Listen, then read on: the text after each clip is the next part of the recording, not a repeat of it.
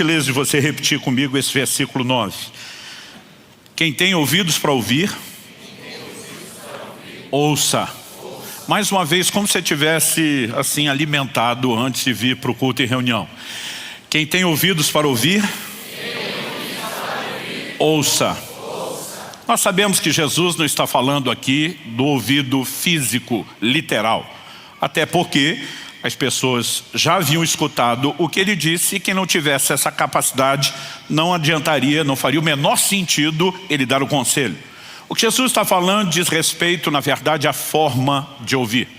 Eu me lembro quando criança, muitas vezes ter ouvido dos meus pais, tanto meu pai como da minha mãe, que está aqui na primeira fileira, a expressão ouça bem. Esse ouça bem não significa que você aperta algum botão que muda a resposta, biológica, fisiológica do seu corpo para melhorar a audição. Quando usavam a expressão ouça bem, nossos pais estão dizendo preste atenção. Não ouça de qualquer forma. Não ouça de uma maneira que isso entre e desapareça ou se perca, ou que você não pegue o sentido completo. Em outras palavras, era uma maneira de dizer preste atenção. Leve a sério o que eu estou te dizendo. E eu creio que em outras palavras, quando Jesus está dizendo quem tem ouvidos para ouvir, ouça, ele está dizendo basicamente ouça bem. Aliás, esse é o tema da minha mensagem hoje. Ouça bem. E a razão pela qual eu estou abordando aquilo que Jesus fala no versículo 9 é porque de tudo aquilo que nós vamos ler, eu creio que essa é a chave. Eu creio que aqui ele está dando o tom.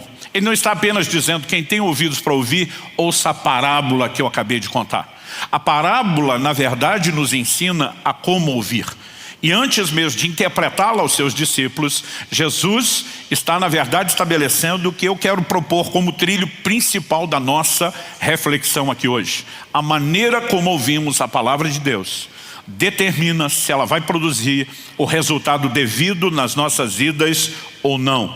Então eu gostaria que a gente pudesse olhar para esse texto, incluindo os versículos que leremos na sequência, e que a gente pudesse entender esse princípio. Eu vou fatiá-lo em 3 partes, em 3 princípios que eu quero dar destaque. O primeiro deles diz respeito à advertência de Nosso Senhor sobre a responsabilidade de quem ouve. Quando ele está dizendo quem tem ouvidos ouça, ele está dizendo que não depende só de Deus falar, depende também de como recebemos. E, em primeiro lugar, eu quero enfatizar o que eu gosto de fazer muito nas minhas mensagens e nos meus ensinos. O fato de que tem não apenas a parte divina, mas temos também a parte humana, a nossa responsabilidade para ser levada em questão. Segundo lugar, eu quero explorar um pouco essa distinção dos tipos de solo que Jesus faz. Ele fala de uma semente que caiu à beira do caminho, ele fala de uma semente que caiu num solo rochoso, ou dependendo da versão da Bíblia que você usa, pedregoso. Ele fala de uma que caiu num terreno cheio de espinhos, e ele fala de um solo frutífero. E ele mostra que cada um desses solos apresenta resultados diferentes em relação à semeadura da palavra, e eu quero que a gente possa avaliar o que é que isso tem a ver com ouvir bem. Em terceiro e último lugar, nós vamos destacar o que eu classificaria do caminho prático para frutificação. O Senhor Jesus não está ensinando sobre esses tipos de solos como se isso fosse simplesmente uma coisa já pré-determinada e que não pode ser mudada. Ele quer nos levar ao entendimento de como sermos aquele solo onde a palavra de Deus produz resultados. E com isso acredito que nós vamos conseguir não apenas ver o quadro completo, mas ter um entendimento progressivo e ainda terminar com uma orientação muito prática para a nossa caminhada cristã. Então, em primeiro lugar, eu quero destacar essa questão da parte humana e a divina, porque Cristo enfatizaria a forma como ouvimos, quando ele destaca quem tem ouvidos para ouvir ouça, e ao longo de todo o ensino, como veremos nos próximos versículos, se na verdade tudo dependesse só de Deus. Existem alguns grupos bem intencionados, sem dúvida, não questiono motivação, mas que acredito, muitas vezes não estão enxergando o quadro completo das Escrituras, quando começam a enfatizar que tudo depende só de Deus. Então, muitas pessoas acreditam, e eu tive dificuldade para enxergar isso no próprio texto. Muitas pessoas acreditam que os tipos de solo já estão determinados. As pessoas nascem daquele jeito. Ou Deus quis que fosse assim. Eu quero te mostrar que isso não é verdade. Deus quer fazer algo na vida de todas as pessoas. Deus quer que todos recebam a palavra. Deus quer que a palavra frutifique na vida de todas as pessoas, porque a Bíblia é enfática que Ele não faz acepção, Ele não faz distinção de pessoas.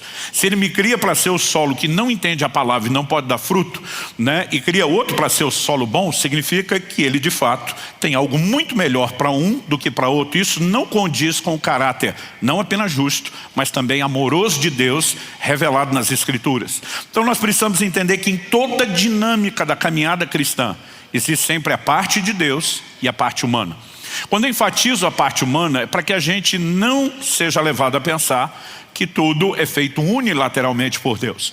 Mas ao incluir a parte humana, não estamos excluindo a parte divina, que provoca o homem e que quando o homem dá a devida resposta, nos leva a um outro nível. Mas eu vou trabalhar isso, né, à medida que vamos falando a respeito do assunto. O que é principal agora é que eu e você possamos compreender que a frutificação da palavra depende do nosso nível de interação com ela. Então, antes de entender a parábola em si, o que Jesus passa a explicar no registro de Mateus está a partir do verso 18. Entre o verso 9, que Jesus diz, quem tem ouvidos para ouvir, ouça, e o verso 18, onde a Bíblia diz que Ele vai dizer, ouçam, portanto, o que significa a parábola do semeador, nós temos entre a parábola e a sua explicação um recheio. Qual é o recheio? Vamos ler juntos a partir do versículo 10, do 10 até o 17. Então os discípulos se aproximaram de Jesus e lhe perguntaram, por que o Senhor fala com eles por meio de parábolas? Você percebeu no versículo 3, quando começamos a ler, que a Bíblia diz que de muitas coisas Ele falou por meio de parábolas, de alegorias, de ilustrações. Agora vem a indagação dos discípulos a Jesus, né? Por que o Senhor fala com eles, com a multidão, com essas pessoas, por meio de parábolas? Porque quando estava só Jesus e seus discípulos, a maior parte do tempo não era assim. Verso 11, ao que Jesus respondeu, porque a vocês é dado conhecer os mistérios do reino dos céus, mas àqueles isso não é concedido.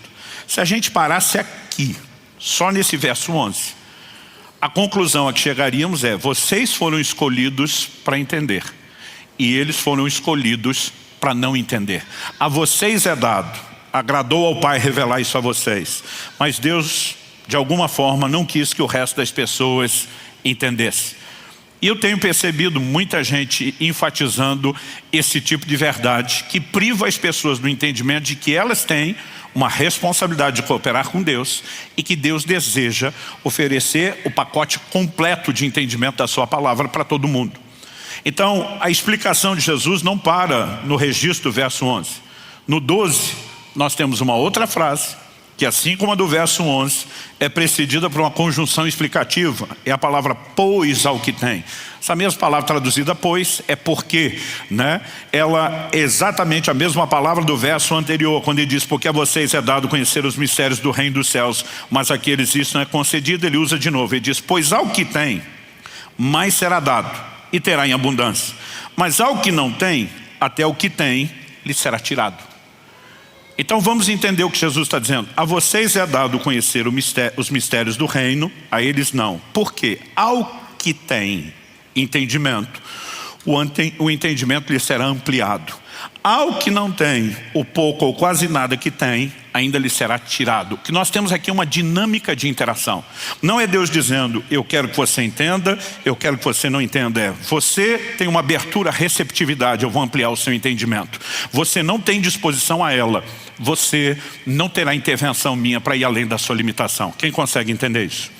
Vamos continuar lendo, verso 13. Por isso, falo com eles por meio de parábolas, porque vendo não veem, ouvindo não ouvem, nem entendem. De novo, se para aqui, você pode imaginar, não, Jesus não quer ser entendido. Verso 14, assim, nele se cumpre a profecia de Isaías. E agora Jesus vai citar um texto das Escrituras. Ouvindo vocês ouvirão, e de modo nenhum entenderão. Vendo vocês verão, e de modo nenhum perceberão. Porque o coração desse povo está endurecido.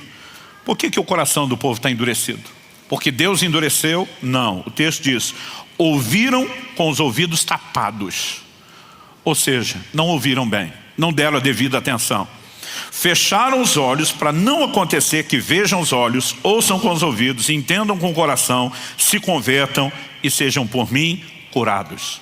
Quando Jesus fala, o coração desse povo está endurecido, não há uma determinação de uma arbitrariedade de Deus dizendo, eu endureci. O que o texto está dizendo é que está endurecido porque eles ouviram de forma errada, ouviram com os ouvidos tapados. O tempo todo, a palavra de Deus nos chama a um nível de resposta. Hebreus, citando o Antigo Testamento, disse, hoje ouvides a sua voz, não endureça o coração.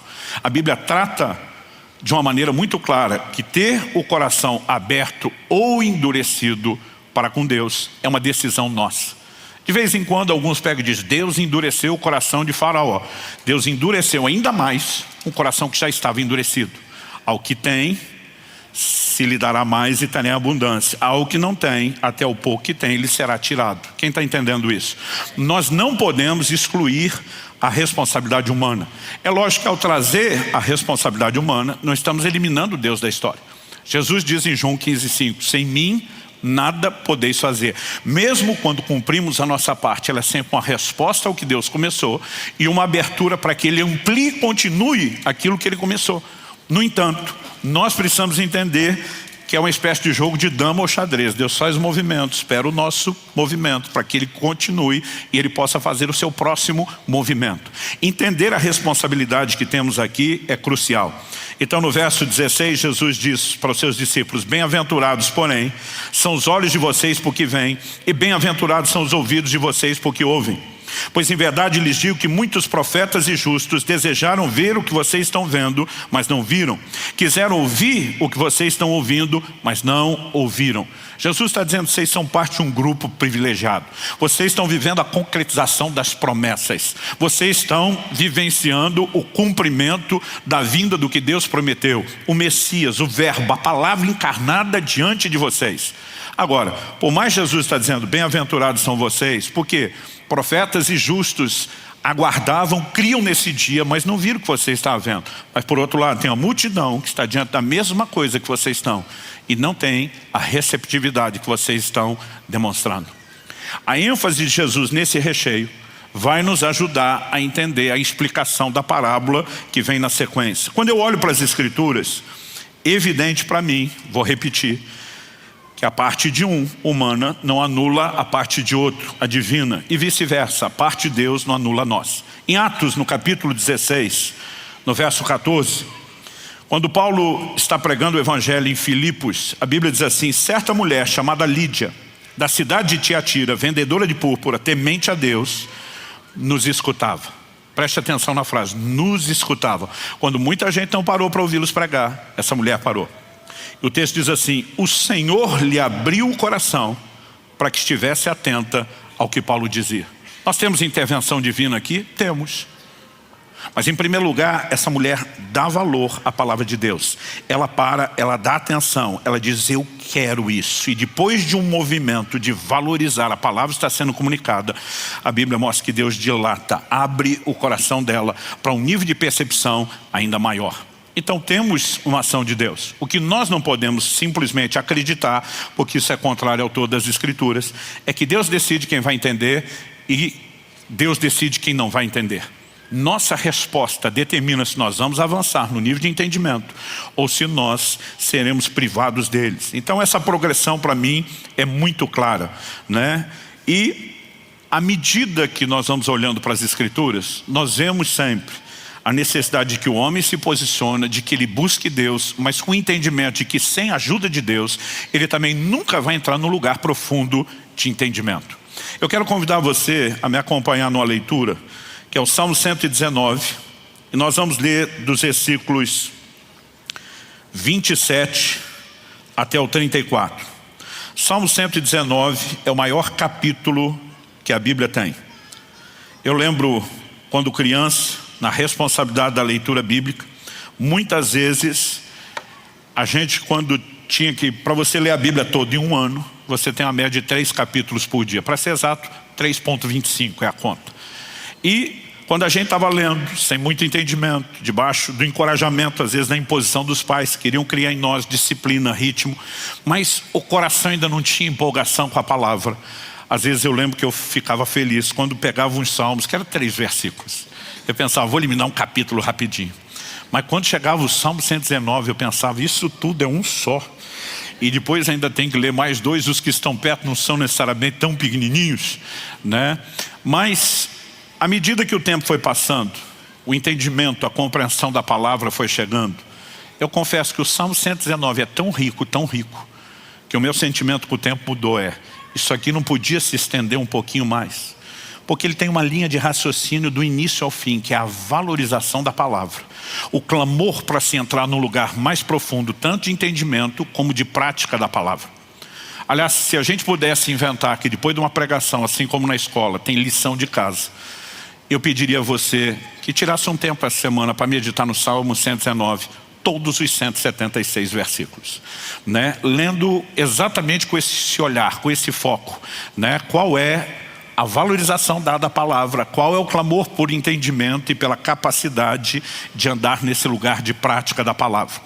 Mas para não ler isso tudo aqui agora, eu quero que a gente foque aí, então, nos versículos 27 até o 34. E a oração do salmista é a seguinte: faze-me compreender o caminho dos teus preceitos e meditarei nas tuas maravilhas. Quando ele diz faze-me entender, ele está dizendo, não é só minha capacidade humana, racional, natural, mental. Eu preciso da sua ajuda. Verso 28, a minha alma se consome de tristeza, fortalece-me segundo a tua palavra. Ele está tomando a decisão. Eu não quero andar pelo que eu sinto, eu quero andar pela tua palavra. A minha força não deve depender do meu humor, que por sua vez é baseado nas circunstâncias, e sim naquilo que o Senhor diz. 29, afasta de mim o caminho da falsidade, favorece-me com a tua lei. Verso 30, uma chave. Escolhi o caminho da fidelidade e decidi seguir os teus juízos. Andar ou não na palavra de Deus é uma escolha, é uma decisão que cada um de nós precisa tomar. 31, aos teus testemunhos me apego.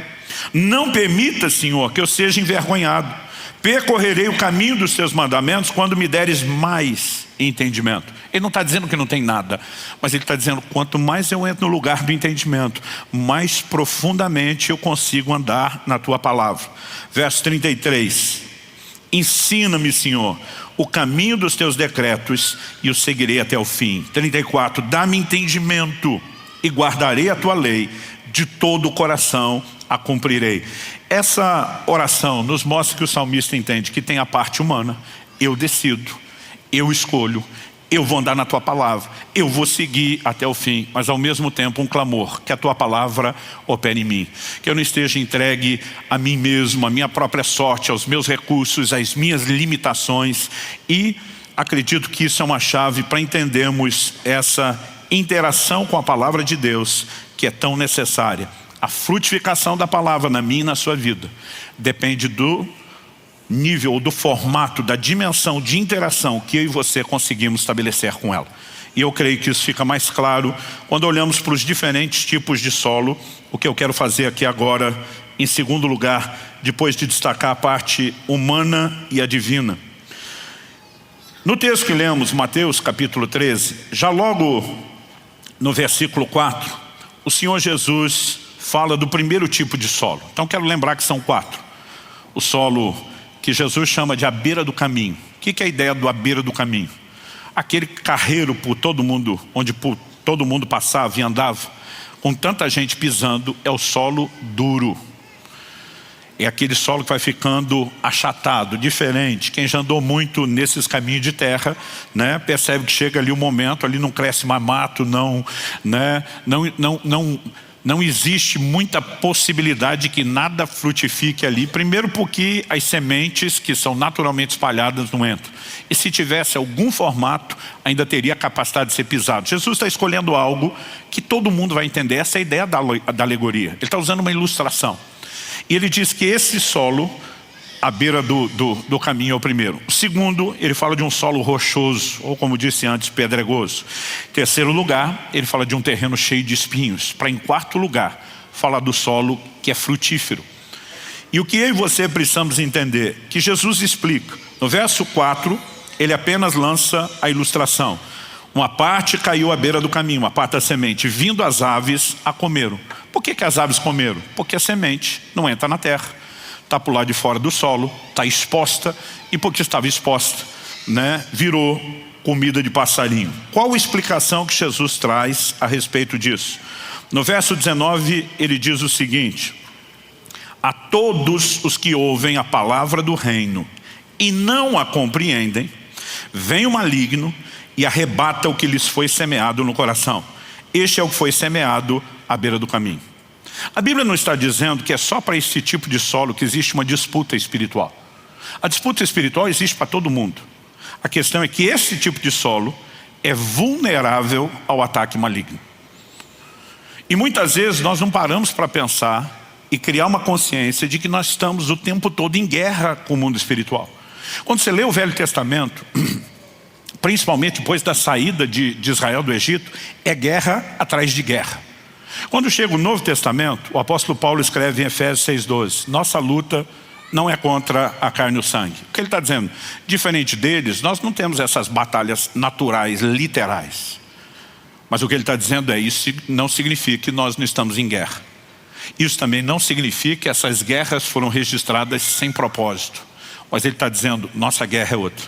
Nossa luta é contra principados, potestades, contra as hostes espirituais da maldade. E agora ele começa a falar de uma dimensão de guerra com o reino das trevas. A palavra de Deus diz: resisti ao diabo, ele fugirá de vós. Não deis lugar ao diabo. O tempo todo nós temos alertas. 1 de Pedro 5, né? Você olha o apóstolo dizendo: o diabo anda em vosso derredor, bramando como leão, buscando a quem possa tragar. Ele não pode tragar qualquer um, ele precisa de espaço, ele precisa de vulnerabilidade, mas ele sempre está tentando. Então não é um de 4 solos que está exposto a uma batalha espiritual. A batalha acontece com todo mundo. Alguns se fazem vulneráveis a ela. Em Atos, no capítulo 5, nós vemos o apóstolo Pedro dizendo a Ananias: por que encheu Satanás teu coração para que mentisse ao Espírito Santo? O que ele está dizendo? O Espírito Santo começou um trabalho no seu coração. Em algum momento você deixou o diabo entrar, abortar o que Deus estava fazendo e te roubar de todo o processo. A guerra existe para todos. Mas ali a vulnerabilidade. E por que eu estou destacando essa questão da guerra espiritual? Jesus explicou que a figura usada das aves do céu é o maligno que vem e rouba a palavra. Meu querido, toda vez que a palavra é pregada, ministrada ao seu coração, toda vez que você está lendo a Bíblia, o momento que virá depois é significativo. Porque Satanás não quer que a palavra de Deus opere na sua vida. Ele sabe que Deus faz tudo por meio da sua palavra. Como que Deus criou o universo? Pela sua palavra. Como que o universo hoje é sustentado? Pela sua palavra. Porque muitas vezes nós pensamos na palavra apenas como que dá início, mas não como aquilo que dá continuidade. Em Hebreus, no capítulo 1, quando a Bíblia vai dizer que Deus nos falou pelo Filho, no verso 2, a Bíblia diz assim: a quem constituiu o herdeiro de todas as coisas e pelo qual também fez o universo. Jesus é chamado de o Verbo. João 3 diz: tudo quanto foi feito por intermédio dele, sem ele nada do que foi feito se fez. Mas a palavra não é apresentada apenas como aquilo que dá início, ela também é apresentada como aquilo que dá continuidade. O verso 3 diz: o Filho, que é o resplendor da glória de Deus, a expressão exata do seu ser, sustentando todas as coisas pela sua palavra poderosa. O universo não apenas foi criado pela palavra, o universo é sustentado pela palavra.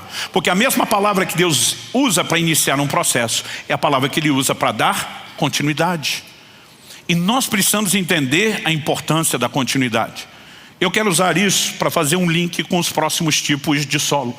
Porque o primeiro, não existe nenhum nível de frutificação. A palavra não teve a menor chance. A semente não entrou na terra, não chegou a germinar. A criação da palavra foi 0.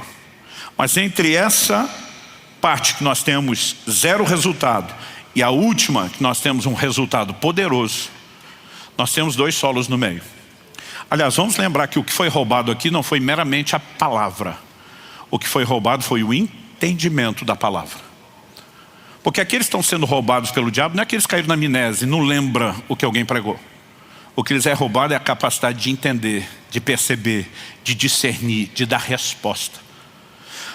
Para esse lugar de 0 operação da palavra, a definição de Jesus é: esses são os que não entendem. Ou seja, não há entendimento, não há fruto. Mas quando ele fala do solo frutífero lá na frente, ele diz: esses são os que ouvem entendem. Então, de novo, entender ou não entender determina a frutificação. O apelo de Jesus desde o início, ouça bem, ele está dizendo busque o entendimento. Mas entre esses dois extremos, o que não entende nada e o que realmente compreendeu, nós temos outros dois tipos de solo. Nesses, nós temos um resultado inicial, mas nós não temos a conclusão do processo. Então, nesses dois exemplos que Jesus apresenta, a palavra teve um bom começo. O que faltou foi continuidade. Nós vimos na criação que o Deus que começa a agir pela sua palavra continua. Ele não desiste no meio do caminho. Então, o que nós vamos entender em relação a esses solos é que se não houve continuidade, é porque o processo foi abortado. Faltou cooperação com Deus. Então, quando a Bíblia fala do solo pedregoso, ali de Mateus capítulo 13, nós vemos que Jesus fala a respeito disso nos versos 5 e 6. E diz, outra parte caiu no solo rochoso, onde a terra era pouca, logo nasceu, visto não ser profunda a terra. Saindo, porém, o sol a queimou, e porque não tinha raiz, secou-se. Na hora da explicação, nos versos 20 e 21, Jesus diz, o que foi semeado em solo rochoso, esse é o que ouve a palavra e logo a recebe com alegria. Tem receptividade? Tem, mas para o início, não para o processo. Mas ele não tem raiz em si mesmo, sendo de pouca duração. Isso é o crente que a gente diz tem prazo de validade. Sendo de pouca duração. Quando chega a angústia ou a perseguição por causa da palavra, logo se escandaliza. Então vamos lá, o que é um solo pedregoso? A camada de terra era muito pequena. Logo embaixo já tinha pedra. Então a raiz não consegue ter profundidade. E porque ela não se aprofunda, ela na verdade se estende e cresce na superfície. Então nós vamos chamar de superficial. E porque está na superfície, quando sai o sol, ela se seca. Além dela não estar trazendo nutriente, ela não tem a capacidade de durar. E simplesmente o processo que começou bem, não pode ser concluído, é abortado. E você precisamos entender que se existe algo que determina a continuidade do resultado da operação da palavra de Deus em nós, se chama profundidade. Qualquer um de nós que tentar viver o evangelho, a interação com a palavra em nível superficial, não vai sobreviver. E nós precisamos ter não só o entendimento, mas a determinação de dizer, eu me recuso a ser superficial. Eu fico impressionado com crentes que nunca lê a Bíblia.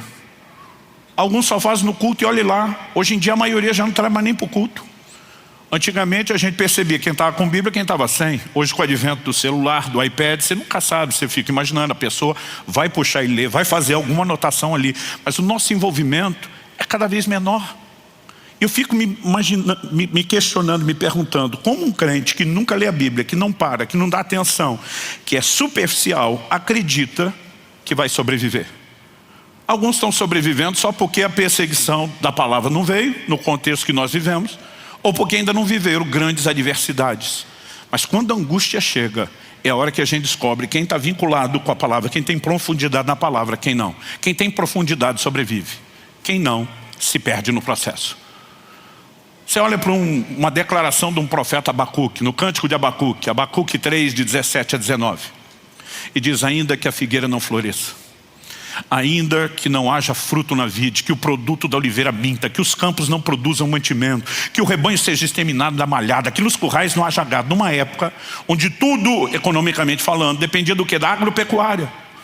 O cara está dizendo, pode tudo para o beleléu. A resposta dele, verso 18, todavia eu me alegrarei no Senhor, exultarei no Deus da minha salvação. Como? Como que alguém está vivendo esse tipo de circunstância consegue ter essa alegria?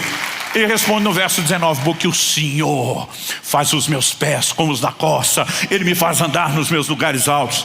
Aí você fica pensando, o que é isso? Isso é uma citação das Escrituras. Está lá no Salmo 18, 2 Samuel 24, é repetido nesses dois lugares, um Salmo de Davi, que já era parte das Escrituras na sua época. Esse cara está dizendo, eu não sou guiado pelas circunstâncias, eu sou guiado pela palavra de Deus, meu relacionamento não é superficial, vivendo daquilo que acontece do lado de fora, eu tenho raiz profunda, minhas forças vêm de algo que as pessoas não veem, é o relacionamento com a palavra. Agora, se eu e você não desenvolvemos isso, nós vamos falhar no processo. Quem está entendendo? Não adianta apenas começar bem. Tudo que Deus faz na minha e na sua vida, começa pela palavra. Tiago, no capítulo 1, diz no verso 18: pois segundo o seu querer, Ele nos gerou pela palavra da verdade, para que fôssemos como primícias das suas criaturas. Como que Deus nos gerou? Pela sua palavra. O novo nascimento, a regeneração começa pela palavra. Mas Tiago continua, e eu vou ler do 19 ao 22, e diz: vocês sabem essas coisas, meus amados irmãos. Cada um esteja pronto para ouvir, mas seja tardio para falar e tardio para ficar irado, porque a ira humana não produz a justiça de Deus. Verso 21, portanto, deixando toda impureza, acúmulo de maldade, acolham com mansidão a palavra implantada em vocês, a qual é poderosa para salvá-los. O processo de salvação já começou? Sim, a regeneração foi pela palavra. Agora eu estou dizendo, essa palavra que foi implantada dentro de você, a semente incorruptível que te regenerou, acolha ela, abrace ela, porque se você não se relacionar com ela da forma devida, você vai comprometer a continuidade do processo. Como que a gente faz isso? Verso 22, sejam praticantes da palavra e não somente ouvintes, enganando a vocês mesmos. E diz uma pessoa que não está ouvindo bem, porque o ouvinte está ouvindo, alguma coisa ele está ouvindo. Mas se não trouxe para a prática, ele está dizendo que o que ele ouviu não é importante, não é significativo, a ponto de mudar a sua vida. Quem não tem esse nível de envolvimento com as escrituras vai sabotar o processo. Depois Jesus fala do solo rochoso. Depois do rochoso ele fala do terreno cheio de espinhos, perdão. Interessante que aqui em Mateus, no capítulo 13, quando Jesus apresenta a ideia e o conceito dos espinhos, ele diz: uma parte caiu entre os espinhos cresceram e a sufocaram. Ou seja, os espinhos não pareciam tão ameaçadores no início. Mas o problema, com o perdão da palavra, dessa desgraça do espinho, é que se você não arranca, ele cresce. Não existe meio termo. E quando cresceram, sufocaram a palavra. O que é que tem esse poder de concorrência, de abortar a palavra de Deus que vinha operando e frutificando? Jesus explica isso no verso 22. O que foi semeado entre os espinhos é o que ouve a palavra.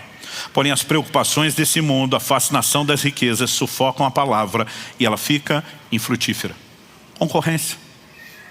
Enquanto você tem um Abacuque dizendo: as circunstâncias não vão me desmerecer porque eu desenvolvi profundidade, você percebe que quem não tem a profundidade, ou ele pode sucumbir diante dessa pressão das circunstâncias, ou ele pode simplesmente sucumbir diante da valorização do que é externo, daquilo que é superficial. Primeira coisa que os espinhos são apresentados: preocupações. Preocupações com sobrevivência, com tudo, ela está muito mais relacionada à falta de recursos. E tem gente se comprometendo espiritualmente porque dá demasiada atenção à falta. Mas a Bíblia diz que a fascinação das riquezas também. Alguns estão se deixando levar pela fascinação do que queriam ter. Outros se deixam levar pela fascinação do que alcançaram. Os que alcançaram já não têm mais as preocupações de antes. Mas ambos estão sendo atraídos por uma demasiada valorização do que é externo, a ponto de não valorizarem a palavra de Deus. Sempre que a palavra de Deus tiver concorrência e ela não estiver no lugar de importância, nós vamos ter problemas. E de novo, um processo que foi iniciado, ele é abortado. Mas no verso 23 Jesus explica: mas o que foi semeado em boa terra é o que ouve a palavra e a compreende. Diga comigo: ouve a palavra e a compreende. O texto diz: esse frutifica e produz a 100, a 60 e a 30 por 1. São níveis distintos de frutificação, como acontece com muitos solos. Mas onde existe frutificação é porque houve compreensão. Quando existe zero operação da palavra, nenhum nível de entendimento. Quando existe o início sem conclusão do processo, uma receptividade de entendimento inicial, mas o processo foi sabotado. Agora, onde existe compreensão, no começo e na continuidade, fruto garantido. Agora a pergunta é: quem determina a compreensão? E aí nós vamos voltar para o primeiro tópico, da parte humana e da parte divina. Eu comecei a prestar atenção nessa parábola quando ainda era adolescente. E eu achava, honestamente, quando eu lia, que um já nasceu para ser o solo à beira do caminho, o outro já nasceu solo pedregoso ou rochoso, o outro nasceu terreno cheio de espinhos, e um quarto da população, eu imaginava essa divisão exata, 25% para cada um, não sei porquê, e eu imaginava um quarto da população nasceu privilegiada para compreender a palavra. Então eu achava que o tipo de solo que nós somos é que determina se haverá ou não a compreensão da palavra. Mas se isso fosse verdade, o homem teria zero responsabilidade no processo. A gente simplesmente teria resultados fatalísticos, determinados de forma arbitrária por Deus. E no fim das contas, se eu não entendi porque Ele me fez para ser o solo à beira do caminho, Ele não pode nem se queixar do meu comportamento, foi escolha dele. Agora, se de alguma forma Ele está dizendo, presta atenção como você ouve, o que você precisamos entender é o seguinte, não é o tipo de solo que supostamente somos que determina como ouvimos. É a maneira como decidimos ouvir que determina que tipo de solo seremos. Isso coloca em mim e em você uma responsabilidade de, se queremos ser o solo ideal que frutifica, nós precisamos da compreensão da palavra. E precisamos de um nível de envolvimento com ela fora do comum. Porque infelizmente o comum e o padrão hoje não é base para ninguém. Outro dia um irmão falou para mim, pastor, eu garanto para o senhor que eu estou pelo menos na média, eu não estou abaixo não. Eu falei, então você é medíocre, você está na média. Eu e você precisamos mais. Se eu e você entendemos a importância de Deus, nós temos que desejá-lo. E não é porque todo mundo à sua volta não deseja que você tem que não desejá-lo. Nós precisamos compreender que no reino espiritual, você só acessa aquilo que você valoriza. No início do ano passado, eu comecei a pregar uma mensagem e repeti ela várias vezes, focando o jejum com a pergunta, fome de quê? Em algum momento, ministrando sobre isso, eu comecei a falar que a fome é uma espécie de moeda de acesso ao reino de Deus. Mas eu mudei essa linguagem, porque tem hora que a Bíblia usa fome, tem hora que a Bíblia usa a expressão de sede, mas em outros momentos ela não vai falar nem de fome nem de sede. Mas o que tem em comum em tudo é o interesse. O interesse é o que te dá acesso às coisas espirituais. Por isso que Jesus disse, não deem aos cães o que é santo e não lancem pérola aos porcos. Ele está falando de um contexto de anunciar o evangelho tem que ser pregado para todo mundo. Mas ele está dizendo que só se acessa aquilo que você valoriza. Um dia alguém me perguntou, pastor, como é que Jacó conseguiu fazer valer lá no reino dos céus uma transação com o irmão por um prato de comida e ganhou o direito de primogenitura, que era uma bênção espiritual? Eu falei, a Bíblia não diz que Jacó comprou o direito de primogenitura diante de Deus. Ele comprou do irmão. Ah, mas passou para ele. Eu falei, não pelo ato de compra de Jacó. Quando você vai ler a Bíblia, principalmente o Novo Testamento, que dá a leitura desse episódio, você vê em Hebreus 12, que a Bíblia diz que Esaú desprezou o seu direito de primogenitura. Não foi Jacó que autenticou a compra diante de Deus. Foi Esaú que autenticou o cancelamento, quando ele não deu valor àquilo. Nós precisamos entender que a valorização é o ponto. Jacó está agindo de forma errada, equivocada, mas ele tem algo que o irmão não tem. Ele está olhando para o irmão, jogando aquilo fora, ele está dizendo, eu quero isso, eu valorizo isso. Quem está entendendo? Jesus dá um exemplo a uma mulher cananeia que pede ajuda, intervenção e cura. Jesus tinha enfatizado várias vezes, eu fui enviado às ovelhas perdidas da casa de Israel. Ele fala para os seus discípulos, vão e preguem o evangelho, mas ainda não aos gentios. O plano de Deus se abriria, desdobraria aos gentios depois, mas por conta de uma aliança com Abraão, tinha que ser apresentado a descendência, a linhagem natural de Abraão. Essa mulher que chega é uma sírio-fenícia, uma cananeia, ou seja, ela é uma gentia, ela não é da linhagem de Abraão. Jesus olha para ela e diz, não é lícito tirar o pão dos filhos e entregá-lo aos cachorrinhos. Jesus está usando uma analogia dizendo, nesse momento os filhos da casa que têm direito, você não faz parte deles. A mulher olha e diz, Senhor, nossos cachorrinhos comem das migalhas que caem da mesa. O que ela está dizendo? Honestamente, o Senhor vai convir comigo que os filhos não estão aproveitando tudo. Deixa eu pegar a rebarba, deixa eu pegar o que eles estão desperdiçando. Eu não quero usurpar o direito deles, mas eles não estão aproveitando o que o Senhor está oferecendo. Jesus olha e diz, mulher, grande é a tua fé. A Bíblia diz, na mesma hora a filha foi curada, foi liberta. Agora pensa comigo, se comendo das migalhas que os filhos não estão aproveitando, já tem cura e libertação para nós. O que é que não está à minha, à sua disposição? Quando nós entendemos o que é ser filho, nos assentamos à mesa, entendemos o que é que Deus tem. Mas nós não vamos viver nada extraordinário sem entendimento. E o entendimento não é acessado se ele não for valorizado. Eu falei de responsabilidade humana. Nós precisamos entender que ela começa com valorizar, com desejar e se estende em formas práticas a buscar o entendimento e a compreensão da palavra. Tem um monte de crente que acha que o entendimento vai vir por download gratuito. De preferência enquanto ele dorme, na lei do mínimo esforço. Não, gente, eu fico surpreso com a vagabundagem espiritual de alguns. Uns anos atrás uma pessoa me abordou e ela não foi a única. Mas esse foi o primeiro fato que me fez agir dessa forma. E no final de um tempo de ministração, essa pessoa simplesmente me disse: pastor, o senhor pode orar comigo, impor as mãos sobre mim? Eu falei: eu posso. Mas eu queria saber por quê. Eu não gosto de orar sem saber pelo quê. A pessoa diz: não, eu queria que o senhor me transferisse seu dom de conhecimento. Eu falei: querido, primeiro, conhecimento não é dom, é resultado. O que a Bíblia fala de palavra de conhecimento é a revelação. Não está falando de conhecimento, é palavra de conhecimento. Eu falei: não é dom. Eu falei: mesmo se fosse, não está no poder da gente transferir. Mas se fosse e tivesse no meu poder transferir, eu não lhe dava. Ela olhou para mim surpresa e falou: por quê? Eu falei: porque tu é uma folgada. Ela ficou chocada. Eu falei: chocado tinha que ficar eu. Eu falei: desde a minha adolescência eu enfiei a cara nas escrituras. Eu decidi valorizar isso. Eu falei: eu trabalhava, estudava durante a semana, lia a Bíblia assim, dentro do ônibus, banheiro. Não recomendo isso a ninguém, uma confissão de um erro. Na aula, quando achava chata. Um dia na chamada, em vez de responder presente, respondi aleluia. Mas quando chegava o sábado, que era o dia livre da maioria, os amigos iam para o clube, clubão municipal, nada chique, né? Mas iam para a piscina. Eu ficava em casa, lendo, estudando a Bíblia. À tarde a turma ia jogar futebol, eu estava lá lendo a Bíblia.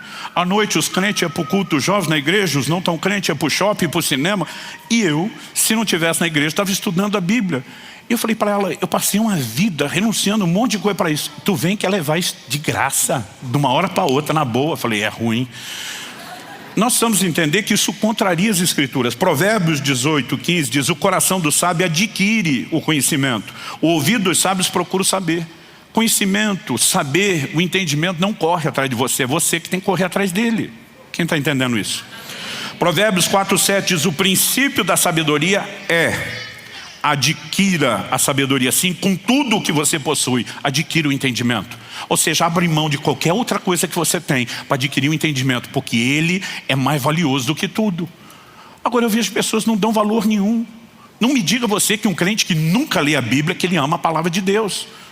Ele pode se enganar, ele pode acreditar que ele ama, mas ele não ama. Ah, pastor, não dá para ler o tempo todo. É verdade, mas mesmo momentos que você não está lendo, se você tem uma cultura de valorização, você está pensando, você está refletindo. Eu fico impressionado com gente que nunca fala de Bíblia, nunca tem um versículo para compartilhar, nunca tem algo que Deus falou no coração dele, nada, zero em qualquer conversa. E tem outros, por sua vez, não falam de outra coisa. Eles sempre estão compartilhando algo mais.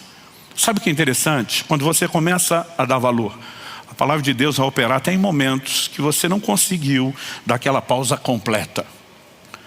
Eu acho interessante que muitas vezes aquilo que eu começo acordado, meditando, refletindo na Escritura, continua quando eu estou dormindo. A Bíblia diz para meditar na palavra de dia e de noite. Eu já falei para Deus muitas vezes: eu não tenho controle do de noite depois que eu durmo. Mas o que eu descobri é que se ela ocupa a sua mente, os seus pensamentos durante o dia, o processo vai continuar de noite. E acredite você ou não, muitas vezes aquilo que eu só questionei, pensei, orei durante o dia, me é explicado durante a noite.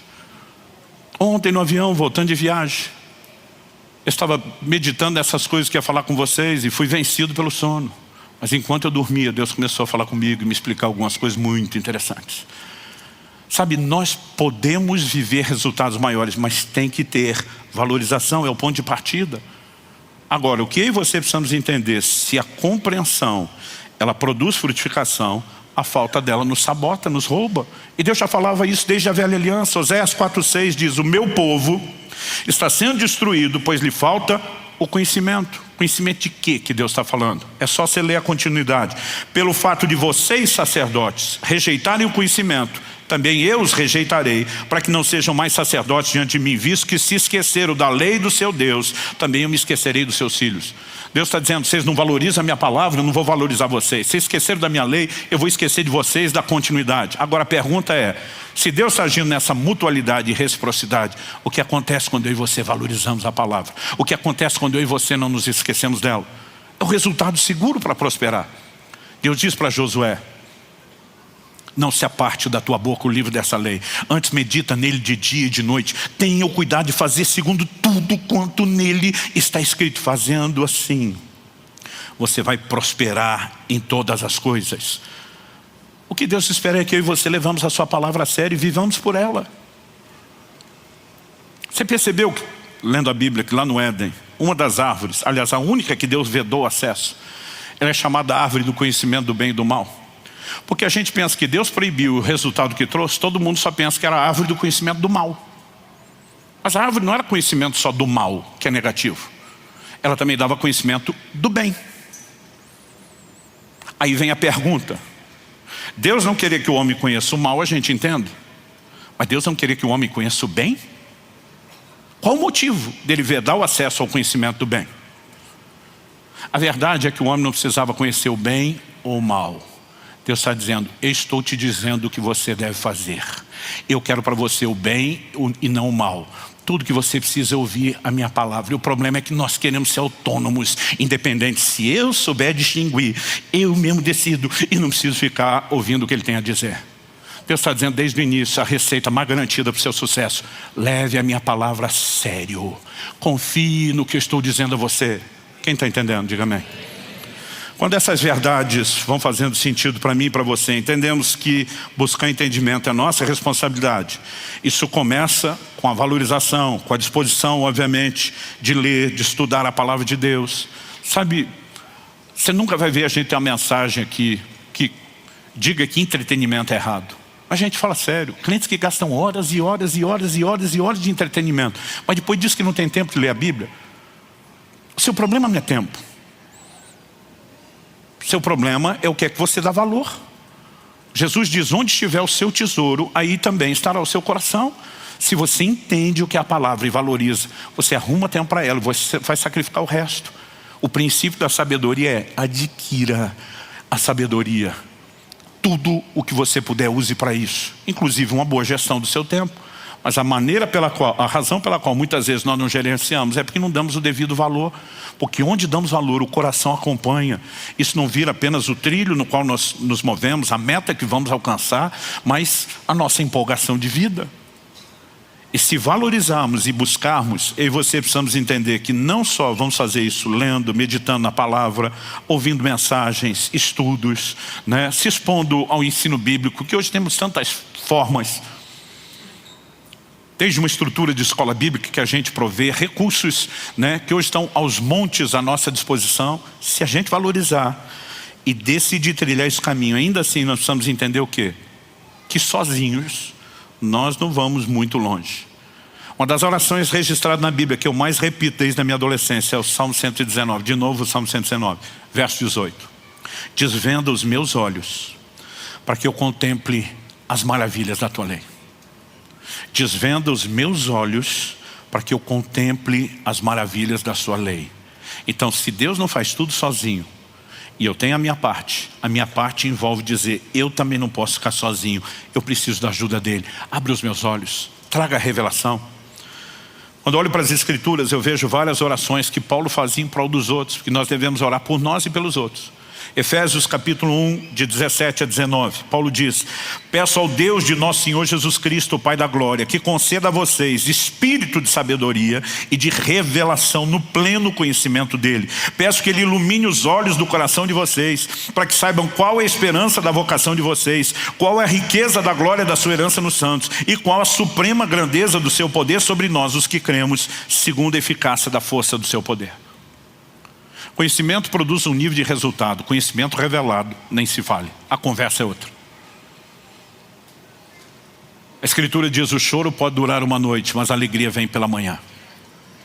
O choro na vida de quem teme a Deus, a tristeza, a dor, deveria ter prazo de validade.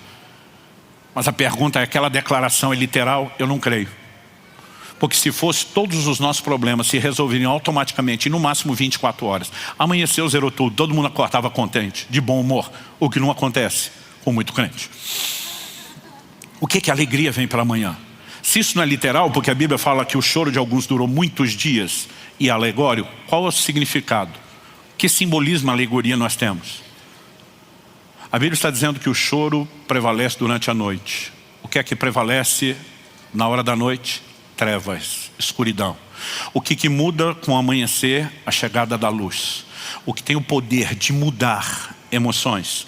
É quando eu e você estamos alinhados com a palavra e a revelação da palavra entra. Quando a luz, o entendimento espiritual, a revelação entra, é uma revolução em toda a prática do nosso ser. E nós precisamos desse nível de entendimento. Filipenses 1:9, Paulo diz: também faça essa oração, que o amor de vocês aumente mais e mais em todo conhecimento e percepção. Outras versões dizem discernimento.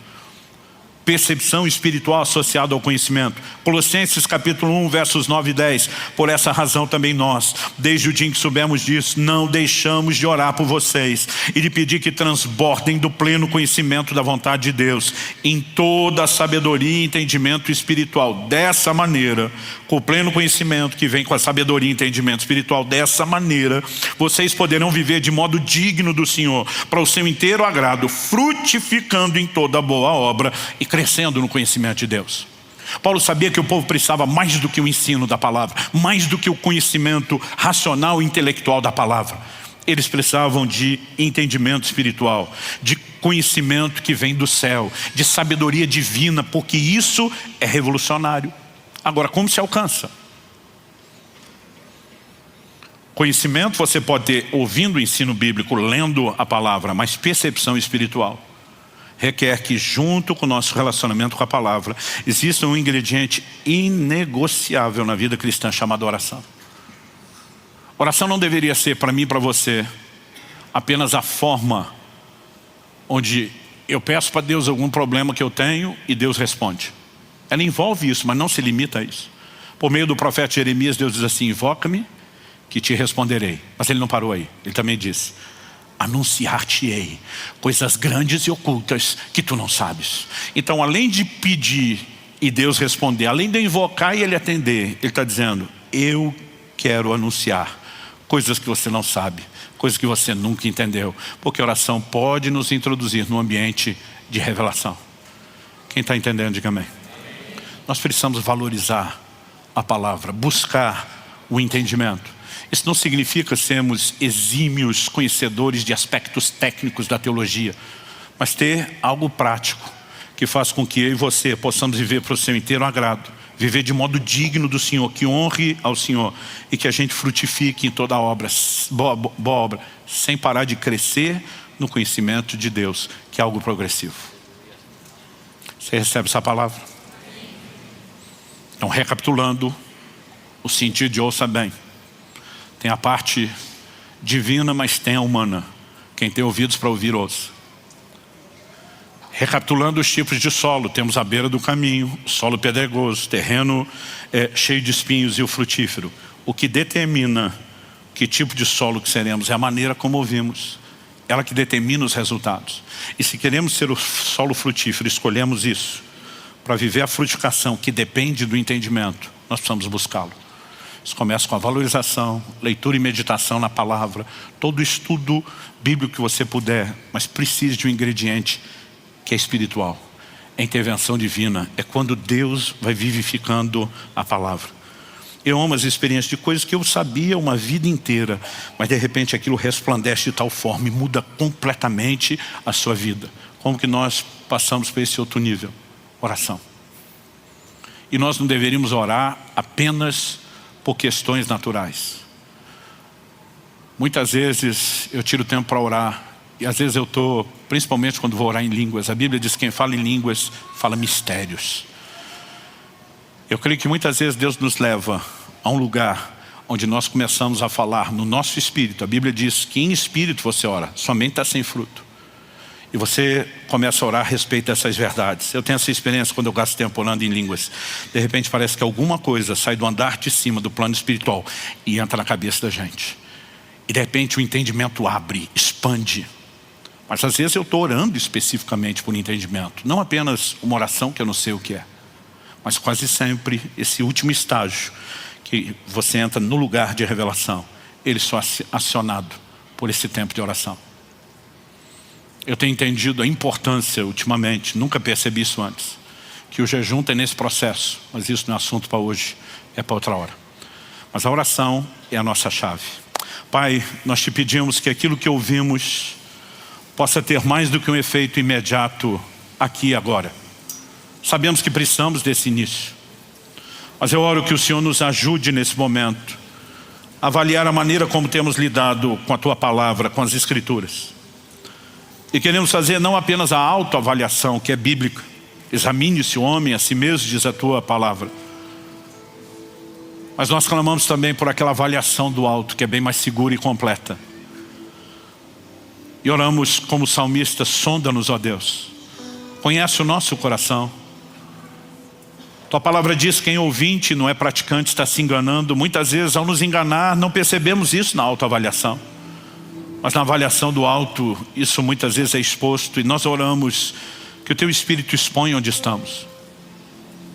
Queremos que o Senhor nos mostre o nível de valor que estamos dando à palavra, ou que nem temos dado, e o contraste com onde deveríamos estar. Não para que ninguém saia desse lugar debaixo de culpa ou condenação ou tristeza, mas para que haja uma decisão de mudança.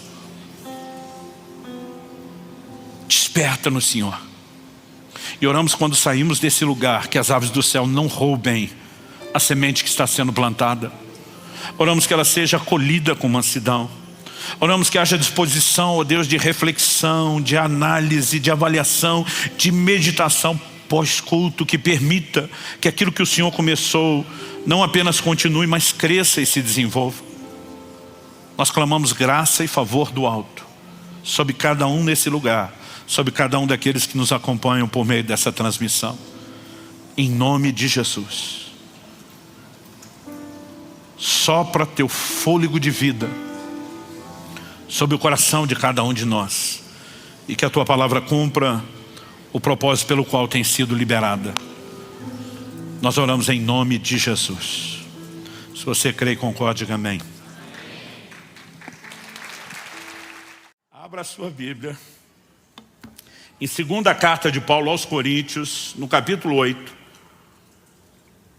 e no verso 11. Eu vou ler na Nova Almeida atualizada. 2 aos Coríntios, capítulo 8, verso 11. O texto sagrado diz assim: terminem agora a obra começada, para que assim como mostraram boa vontade no querer, assim também completem essa obra, dando de acordo com o que vocês têm. O apóstolo Paulo está falando a respeito de uma oferta combinada, programada, planejada, e o que ele fala não se limita à oferta. É importante que a gente reconheça que está dentro de um contexto, mas ele diz: terminem agora a obra começada, para que assim como mostraram boa vontade no querer, também completem essa obra. A NVI traduziu esse texto assim: agora completem a obra para que a forte disposição de realizá-la seja igualada em zelo, ou pelo zelo, em concluí-la. Eu quero mexer no assunto que eu acredito que tem prejudicado não só a vida natural, mas inclusive a vida espiritual de muita gente. E o tema da minha mensagem hoje é: pare de procrastinar. Pastor, o que é que significa procrastinar? Transferir para outro dia, deixar para depois, adiar, delongar, postergar. É deixar de fazer logo aquilo que poderia, ser concluído. Então a palavra de Deus está falando: vocês têm que terminar a obra começada. Que assim como houve boa vontade no querer, tem que completar a obra. Eu gostei dessa tradução da NVI. Que a forte disposição de realizá-la seja igualada pelo zelo em concluí-la. Uma das frases que eu mais me lembro de meu pai repetir em tom de advertência, crítica, cobrança, o que quer que seja, dentro de casa, era sobre o que ele chamava de obras inacabadas. Aquilo que a gente começa e não termina. Ou aquilo que a gente nem começa porque a gente sempre está adiando, sempre está deixando para depois. Eu era ainda um adolescente, eu li um livro do finado Miles Monroe a respeito do potencial. Eu lembro que eu fiquei chocado com uma frase na introdução, onde ele justificava o porquê ele escreveu o livro.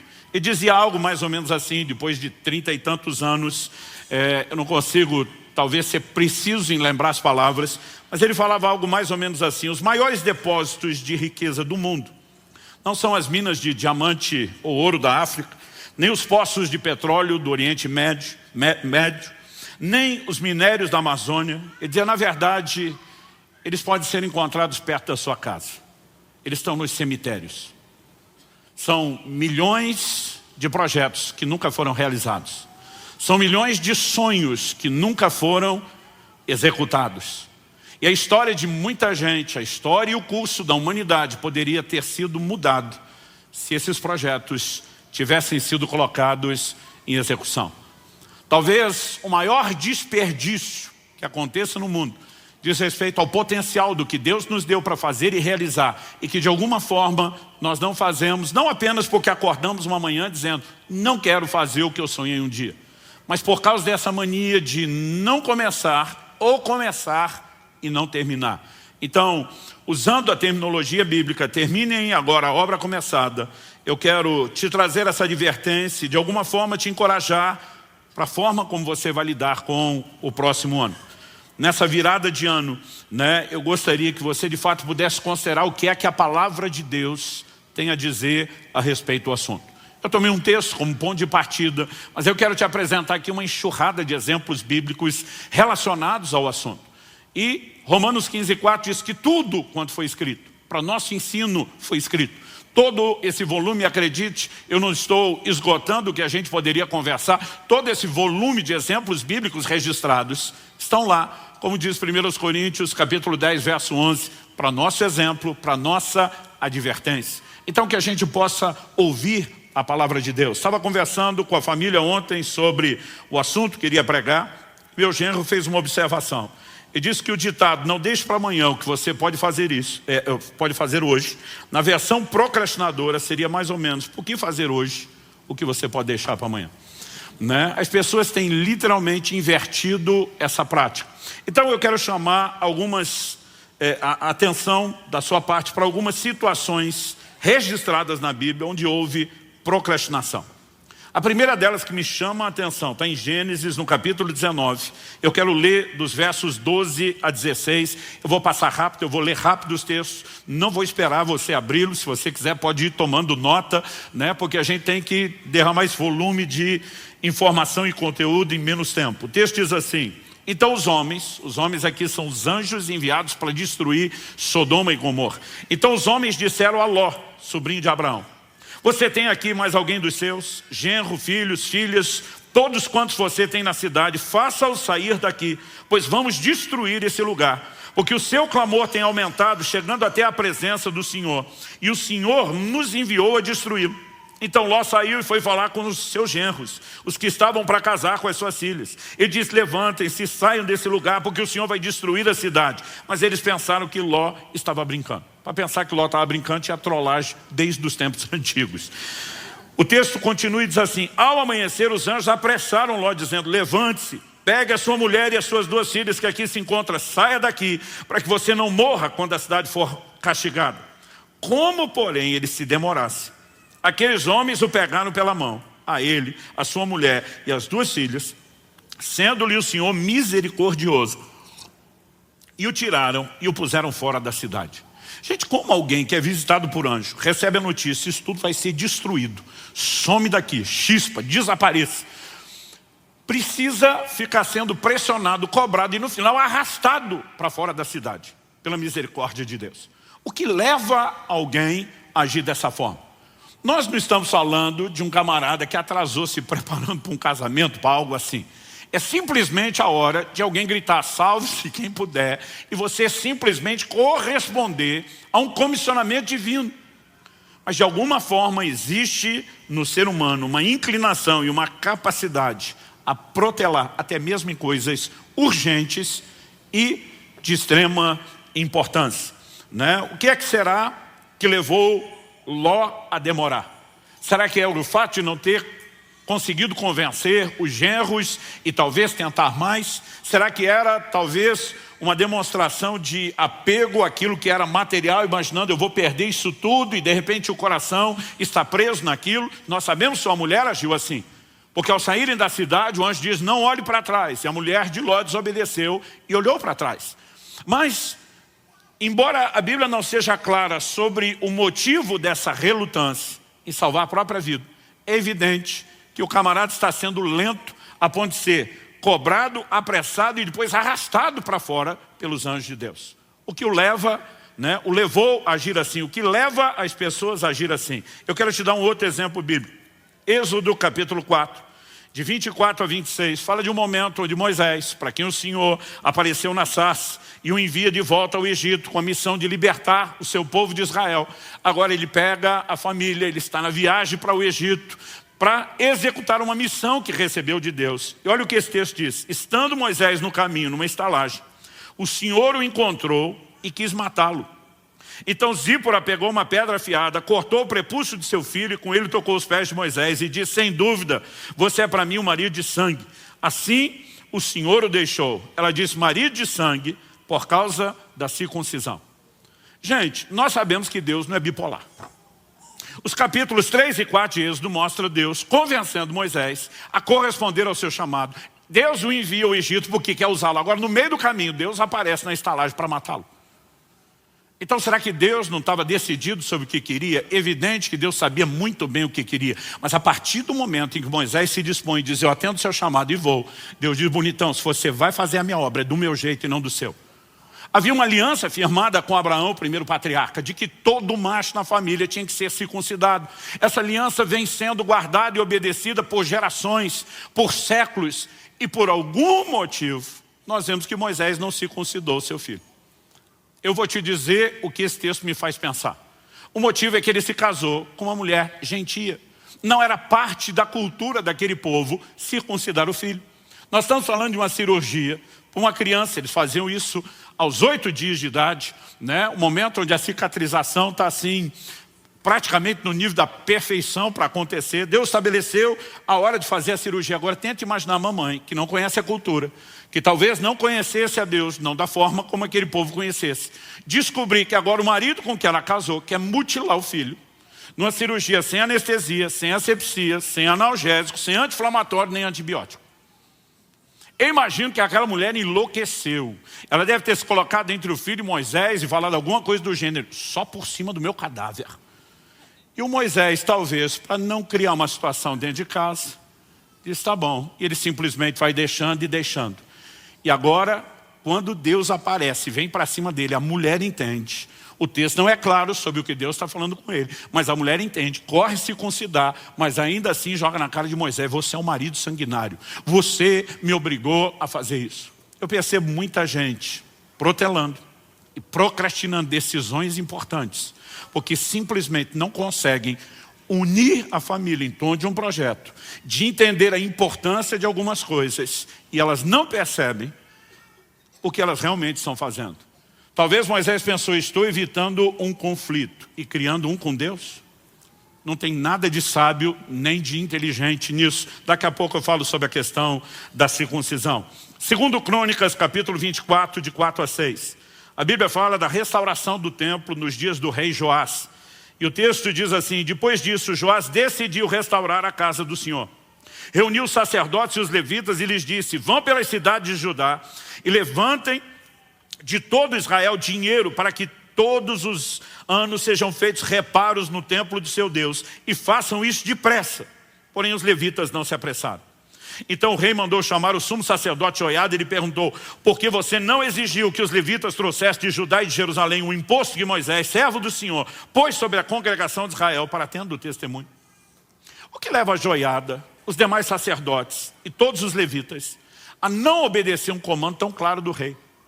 Para não apenas executar a tarefa, mas o rei diz: e façam depressa. Mas a Bíblia diz: nenhum deles se apressou.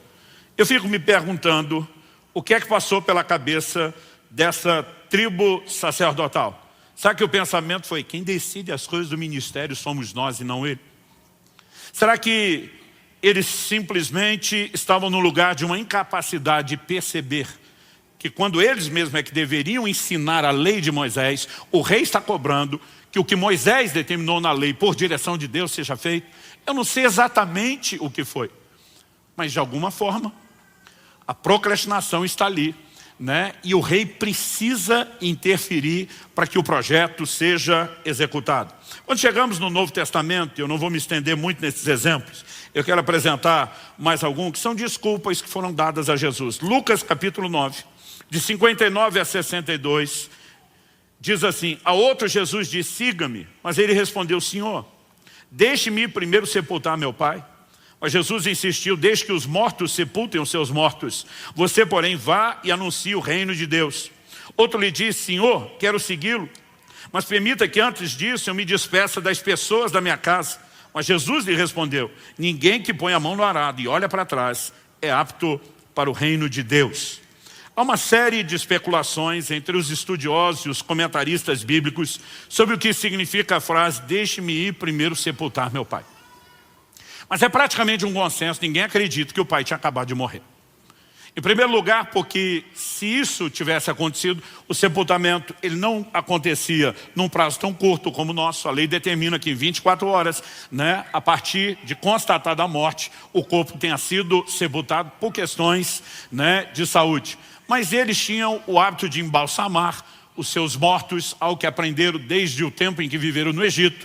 E normalmente havia tempo para se chorar, para se lamentar os mortos. Aqueles estavam fazendo isso antes do sepultamento, normalmente pela proximidade e o contato com o cadáver, e um filho dificilmente, eu não vou dizer impossível, mas dificilmente não teria tido contato com o corpo morto do pai, não poderia estar em público com outras pessoas, ele era considerado impuro. Outras pessoas acreditam que isso se trata do segundo sepultamento, que é quando de fato todo o corpo havia se decomposto e sobravam só os ossos, porque aquela capacidade de embalsamar não era no nível das múmias dos faraós, que ainda podem ser encontradas. Então aquilo tinha prazo de validade, era estendido, mas tinha. E depois os ossos eram movidos, como José pediu que movessem os seus ossos quando saiu do Egito. Alguns chamam isso de o segundo sepultamento. Mas o que quer que seja que esteja em discussão, a maioria dos comentaristas, e eu vou com eles, acreditam no seguinte: normalmente o filho tomava decisões e tinha responsabilidade, se tratando do filho mais velho, quando o pai morria. Ele passava a ser o responsável pela casa. A maioria acredita que esse cara está dizendo: quando meu pai morrer e eu finalmente estiver livre para tomar as decisões pela família, eu farei isso. Em qualquer uma das possibilidades, ele está olhando para o próprio Jesus e dizendo: o que o Senhor falou é legal, eu só não vou fazer logo. Eu também não sei dizer quando é que eu vou fazer, mas uma hora eu quero fazer. É a conversa do procrastinador. O segundo, ele simplesmente diz: me permita que eu me despeça das pessoas da minha casa. E aqui nós podemos imaginar que Jesus não está apenas avaliando a conversa. Daqui a pouco eu quero que você veja que quando Elias joga a capa sobre Eliseu, ele pede para despedir da família. E o Elias dá o joinha para Eliseu e diz: tudo bem. Até porque você vai ver que é um movimento rápido. Aqui nós podemos imaginar que o Senhor está lendo o coração da pessoa e não apenas a sua resposta. Mas igualmente Jesus diz: aquele que põe a mão no arado e olha para trás não é apto para o reino de Deus. E eu percebo que várias pessoas, elas demonstram um mix de sentimentos que acabam falando mais alto do que as suas prioridades. O que eu sinto sobre a casa, o que eu sinto sobre a família, o que eu sinto sobre os meus projetos. E mesmo diante de um chamado direto da boca do próprio Senhor Jesus, elas têm dificuldade de estabelecer e definir as suas prioridades. O contraste desses exemplos bíblicos de gente procrastinando são textos, eu quero dividir isso em dois grupos, situações onde a Bíblia registra que não houve procrastinação. Nesse grupo que não procrastinou, eu quero dividir os exemplos em dois, subdividir em dois grupos. Os que agiram imediatamente e aqueles que refletiram antes de agir, mas também não demoraram para agir. Os que agiram imediatamente. Em Gênesis, no capítulo 17, no verso 23, a Bíblia nos mostra que depois que Deus falou com Abraão, institui a aliança da circuncisão por meio de uma revelação clara. O texto de Gênesis 17, 23, naquele mesmo dia, ele nem deixou para depois. Naquele mesmo dia, Abraão tomou seu filho Ismael e todos os escravos nascidos em sua casa e todos os que ele tinha comprado com seu dinheiro, todos os do sexo masculino que havia em sua casa, e circuncidou a carne do prepúcio de cada um, como Deus lhe havia ordenado. Então a atitude de Abraão é mais ou menos: Deus falou, está falado, bora cumprir, bora executar. A mesma atitude é demonstrada em Gênesis 22, quando Deus fala com Abraão e diz: eu quero que você me ofereça seu filho, seu único filho, o filho a quem você ama.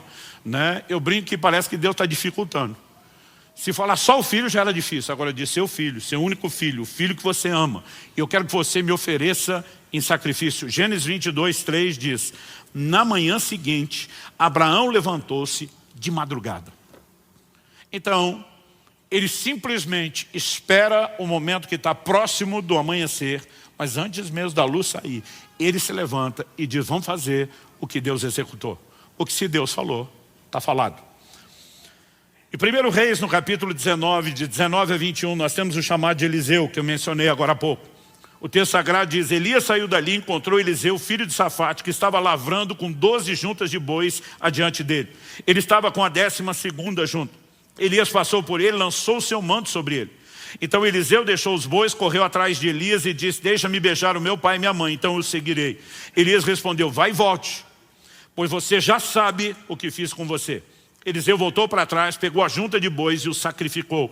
E com os equipamentos dos bois, cozinhou a carne, deu ao povo, eles comeram, então se levantou, seguiu Elias e o servia.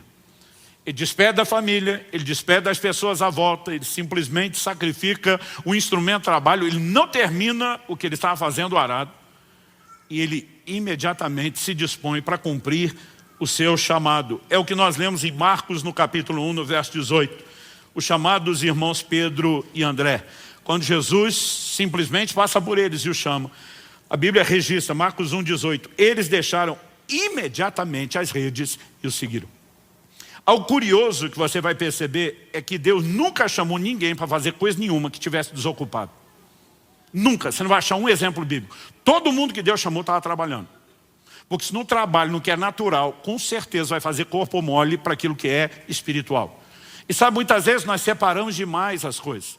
Nós espiritualizamos demais. A gente acha que procrastinar na vida natural não tem nada a ver com a forma de vivemos a vida espiritual. Mas a verdade é que nós refletimos na vida espiritual os valores e as práticas que nós temos naquilo que é natural.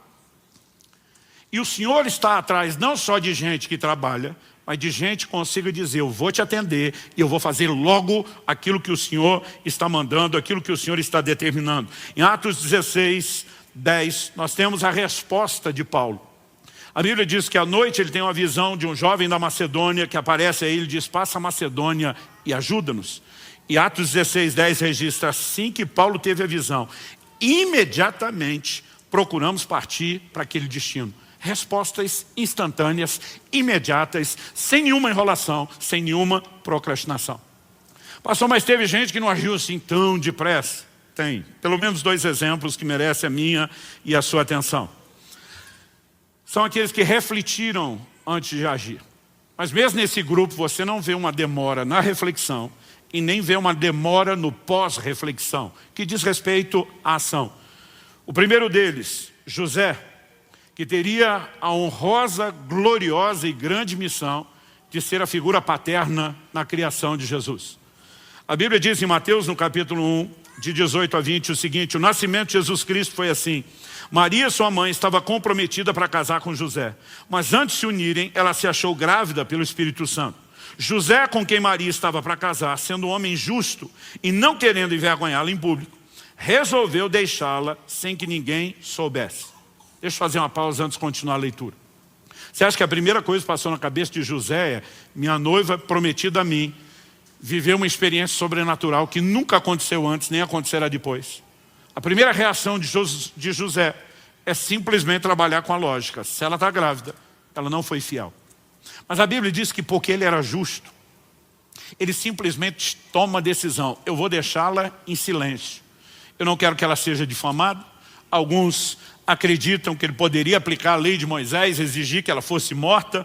O coração dele é correto, mas olha o que diz a continuação do texto. Enquanto ele refletia sobre isso, eis que lhe apareceu em sonho um anjo do Senhor dizendo, José, filho de Davi, não tenha medo de receber Maria como esposa, porque o que nela foi gerado é do Espírito Santo. Tem muita gente tomando decisão impulsiva, naquele calor do momento, onde os sentimentos estão acesos, onde você não conseguiu enxergar ou avaliar ou ponderar todas as coisas, e muita bobagem acontece aí. Esse homem que Deus soube escolher era um homem sábio. Ele está pensando, ele já tem mais ou menos seu plano, mas ele diz, deixa eu refletir um pouco mais. E essa posição dele de dizer, deixa eu refletir um pouco mais, permite que ele tenha tempo, antes de tomar as decisões, de ouvir a Deus. Mas tão logo ele ouve a direção de Deus, de pronto, ele simplesmente age e obedece o comando que lhe foi dado. E eu e você precisamos ser gratos a Deus por isso, porque um plano, gigantesco da redenção da humanidade estava em jogo. Em Atos, no capítulo 10, nós lemos que o apóstolo Pedro estava orando e teve uma visão.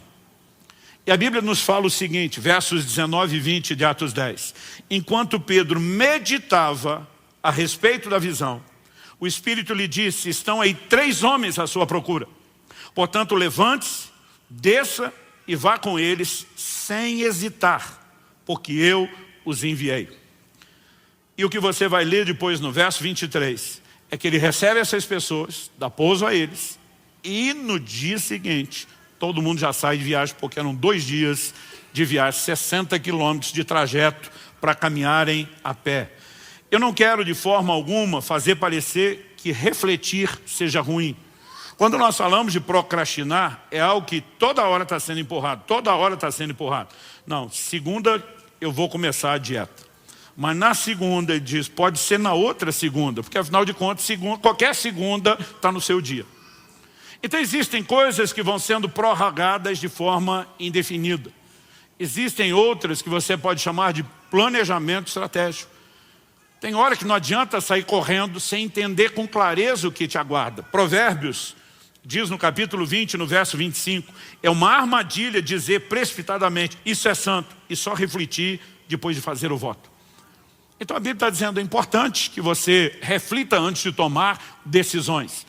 Agora, o que você não pode, em nome da reflexão, passar a vida inteira refletindo e nunca tomar a tal da decisão de fazer aquilo que tem que ser feito ou de completar aquilo que foi começado. Nós vemos o próprio Jesus falando em Lucas, no capítulo 14, dos versos 28 a 30. Ele não queria ensinar sobre planejamento, mas ele dá o exemplo que todo mundo entende. Ele diz, qual de vocês é o homem que na hora de construir uma torre não senta primeiro para calcular quanto custa, para ver se pode terminar. Ou seja, não sai correndo construir, planeje. Quanto recurso eu preciso, quanto tempo eu preciso.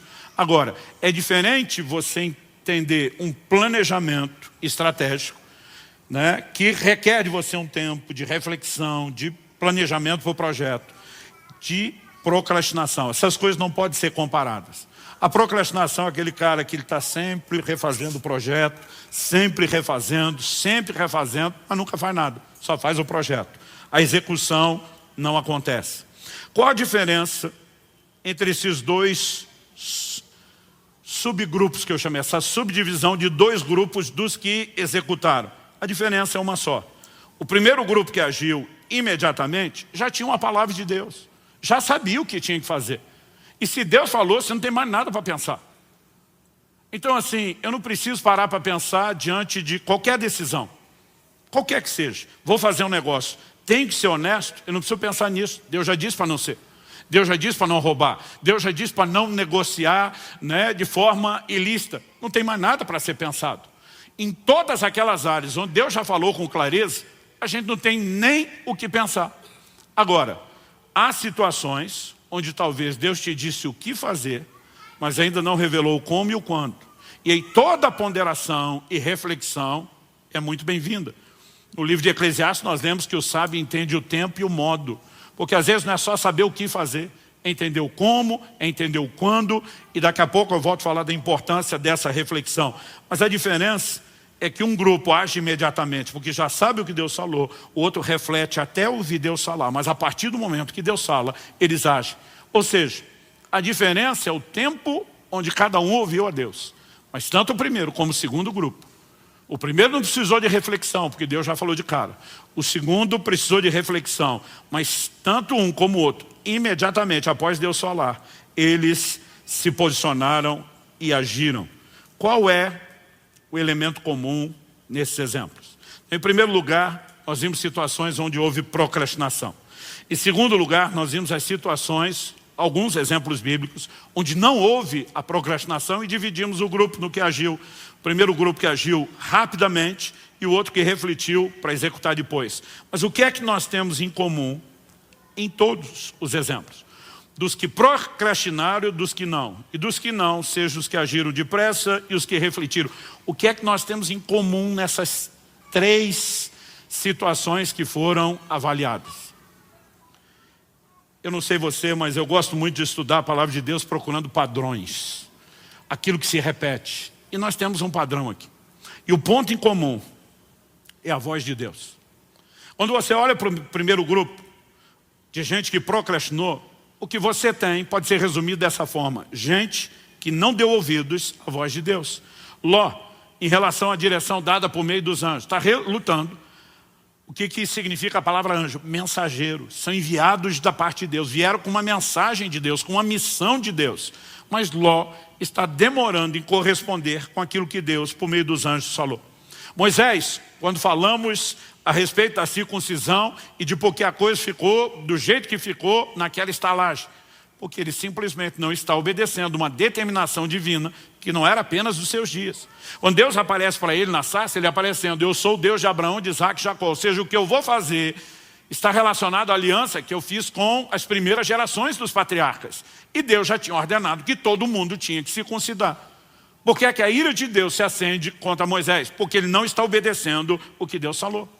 Quando nós olhamos para o sacerdote Joiada e os levitas que não obedeceram a ordem do rei Joás, eles não estavam desobedecendo apenas uma ordem real, uma lei civil, um decreto estabelecido pelo próprio rei. O rei estava dando uma ordem fundamentada no que a lei de Moisés, a Bíblia que eles tinham, dizia. E eles simplesmente não estão dando atenção e valor ao que Deus falou.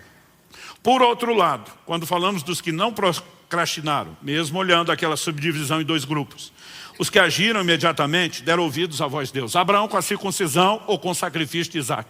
Ele simplesmente disse: sim, senhor, é para já, é para ontem.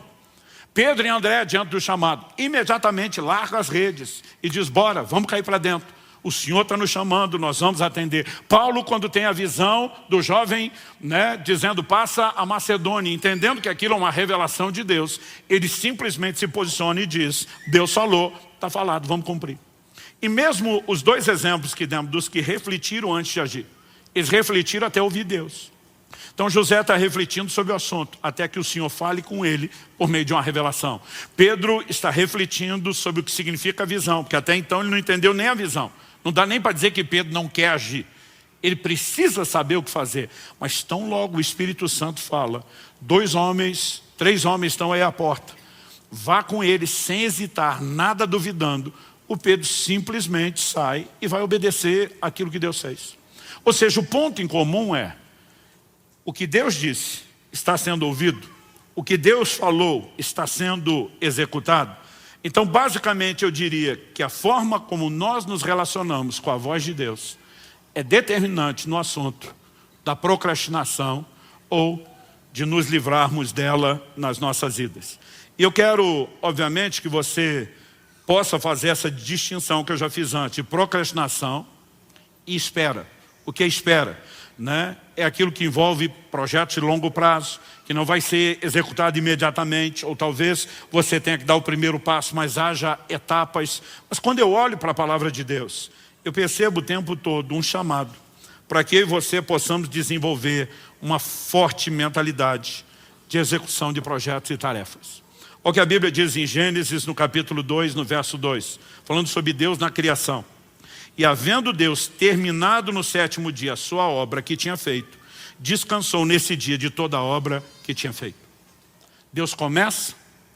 Nós podemos olhar para os dias da criação. Existe uma discussão enorme se os dias são ou não de 24 horas, porque os primeiros 3 dias da criação ainda não tem sol e lua para determinar o ciclo de 24 horas. O último, 7º dia, ainda não terminou. A Bíblia diz que nós vamos entrar no descanso de Deus. Mas ainda que você coloque essa discussão e os detalhes de lado, Deus não executa o projeto no estalar de dedos, embora tivesse o poder de fazer isso. Ele decide fazer isso em etapas. Cada etapa tem uma avaliação, e viu Deus que era bom, vamos para a etapa seguinte. Conclui a próxima etapa, viu Deus que era bom, vamos para a etapa seguinte. Concluída, viu Deus que era bom. E no final, quando completa tudo, agora é a hora de descansar. Eu acho engraçado uma turma que mal fez nada na vida e já quer descansar. Gente, tem que ter alguma coisa errada nesse tipo de mentalidade. né? Não apenas em relação ao que eram as gerações antes de nós, a tudo aquilo que você vai ler na Bíblia, a forma de Deus agir. Nós precisamos ter uma mentalidade de execução de projetos. Você pode dizer amém? Se já sabemos o que Deus disse a respeito de um assunto, não existe necessidade, não existe motivo, desculpa que se sustente para que a gente não faça aquilo que Deus já falou.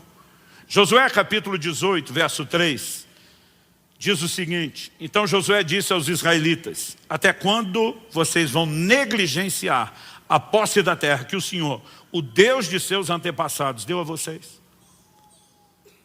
Eu gosto de olhar para um texto como esse e parar para pensar o seguinte: evidentemente, nós não vamos fazer nada sem Deus, gente. Nós falamos antes do crescimento que vem de Deus. Mas por outro lado, nós precisamos jogar fora a fantasia de achar que Deus é que vai fazer tudo e a gente não tem que fazer nada. Se por um lado Jesus disse: sem mim nada podeis fazer, por outro ele também disse: sem vocês eu não posso fazer tudo o que eu quero. Pastor, isso é heresia, é blasfêmia. Não é não. Por que é que ele mandou eu e você testemunhar? Se ele faz tudo sozinho, testemunhasse ele. Mas ele nos chamou a cooperar com ele, ele nos chamou a interagir com ele. Então ele está dizendo: eu não farei sem vocês e vocês não fazem sem mim. Mas o que ele está dizendo? Vamos nos unir. Vocês usam os meus recursos, obedecem o meu direcionamento e vão fazer coisas que sozinhos vocês nunca poderiam fazer. Sabe, eu quero te propor algo. A maioria de nós entra no ano novo e para alguns a virada do ano é uma coisa assim quase sagrada. Olha, fazer um culto onde termina mais cedo antes e não passou de joelho, para alguns é quase um sacrilégio. Dá tempo de você ajoelhar lá na sua casa, tá bom? Para você não cometer o sacrilégio. Porque de alguma forma nós estamos esperando que esse seja um momento místico, quase que mágico, onde Deus vai abençoar os meus projetos. Eu quero te propor algo diferente. Em vez de você escolher executar o seu próprio projeto, ficar pedindo para Deus abençoar, por que é que você não procura ouvir primeiro qual é o projeto dele? Aí você se une a uma direção que consequentemente tem os recursos dele à sua disposição para que você seja bem sucedido. Mas saiba que não é apenas porque o projeto é dele que as coisas vão acontecer de forma automática. Deus diz: a terra é de vocês, aonde pisar a planta dos pés eu dou a vocês. Ele está dizendo: vocês vão ter que lutar, mas tem a minha bênção, eu doei, eu vou dar os recursos. Agora o povo simplesmente entra, avança, conquistou um pouquinho e o resto deixa para depois. Séculos se passam até que chega a geração de Davi que diz: por quanto tempo mais vocês vão deixar essa obra inacabada? Deus não prometeu 60%, 70%, 75% da terra, ele prometeu a terra toda. E Davi se levanta com indignação: nós vamos conquistar tudo que Deus deu. Agora, isso era para ter sido conquistado 400 anos antes. Mas desde os dias de Josué tinha aquela turma de: já conquistamos um certo terreno, aqui está bom. E quando eu e você acomodamos, não importa se tem promessa, não importa se tem recursos, as coisas simplesmente estacionam. Eu e você precisamos entender que temos uma responsabilidade de cooperar com Deus.